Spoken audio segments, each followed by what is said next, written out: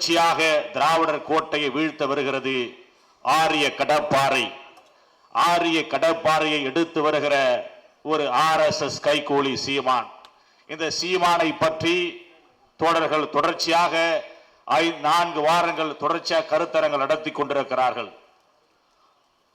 ஒரு தோழர் இணையதளத்திலே ஒரு செய்தியை பதிவிருக்கிறார்.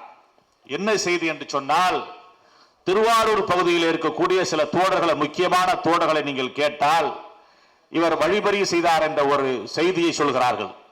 அப்படிப்பட்ட மோசடி பேர்வழிதான் இந்த சீமான். அருமை தோழர்களே, வடமாநிலத்தை விட தமிழ்நாட்டில் தான் திராவிடர் கோட்டை என்பது கல்வியிலே, வேலை வாய்ப்பிலே, அனைத்து துறைகளிலும் இங்கு கொடிகட்டி பறக்கிறது. இந்த கோட்டையை சிதைத்து விட முடியாது. மயிலாடுதுறை மாவட்டத்தில் தலைநகரிலே பெரியாரை போற்றுகிறோம் என்ற தலைப்பில் யார் பெரியாரை தலைவராக ஏற்றுக்கொண்டார்களோ அவரெல்லாம் பெரியார் என்று சொல்லி இருக்கிறார்.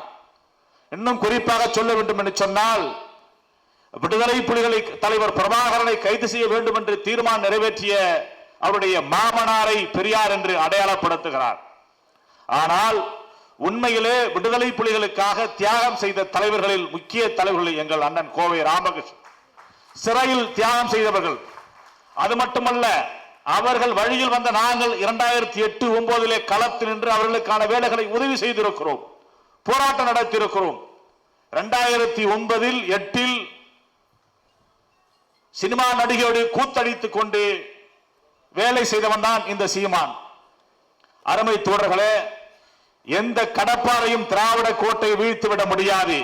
ஏனென்று சொன்னால், எங்க இருக்கிற தொண்டர்கள் சாதியை கடந்து, மதத்தை கடந்து, பெரியார், அம்பேத்கர், மார்க்சிய தொண்டர்கள் இணைந்து நிற்கிறார்கள்.